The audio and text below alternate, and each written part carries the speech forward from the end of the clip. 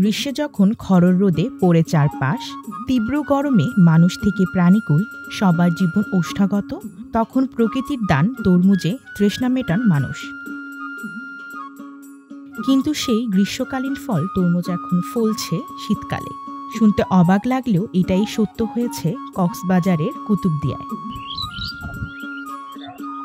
কুতুবদিয়ার সমুদ্র বেষ্টিত হওয়ায় এখানে রয়েছে শুষ্ক জলবায়ুর প্রভাব, যা এই অঞ্চলে শীতকালীন তরমুজ চাষের জন্য উপযোগী পরিবেশ তৈরি করেছে।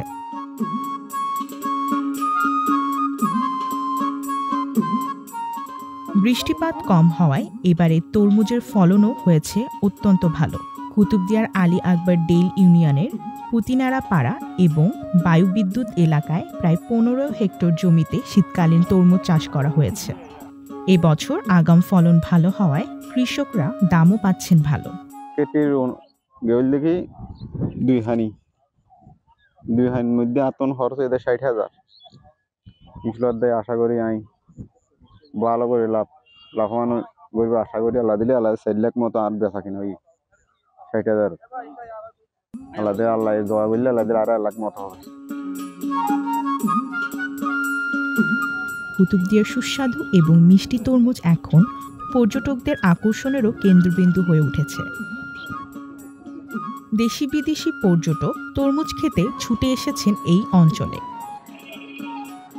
আমার লাইফে যত তরমুজ খেয়েছি, এই শীতকালে যে তরমুজটা আমরা পেয়ে থাকি, এটা সবচেয়ে বেশি সুস্বাদু, অসম্ভব মিষ্টি। এত মিষ্টি তরমুজ আমি অতীতে কখনো খাইনি। শীতকাল হিসাবে এই সময়ে যে এরকম তরমুজ আসবে কল্পনা করতে পারি নাই। উপজেলার কৃষি কর্মকর্তা জানান, কুতুবদিয়া সমুদ্র বেষ্টিত অঞ্চল হওয়ায় এখানে শুষ্ক জলবায়ুর প্রভাব থাকে। এখানে পরিপূর্ণ সূর্যের আলো পাওয়া যায়, যা শীতকালীন তরমুজ চাষের জন্য আদর্শ পরিবেশ সৃষ্টি করে।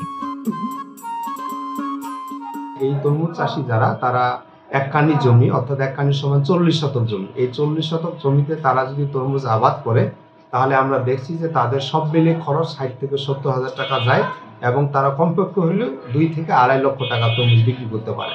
আর তাছাড়া এখানে আরেকটা বিষয় হলো যে কৃষকদের এখানে যেহেতু জোয়ার ভাটার বিষয়টা জড়িত, তারা কিন্তু অগ্রিম কৃষি আবাদে কিন্তু তারা অনেকটা এগিয়ে অন্যান্য কৃষকের তুলনায়।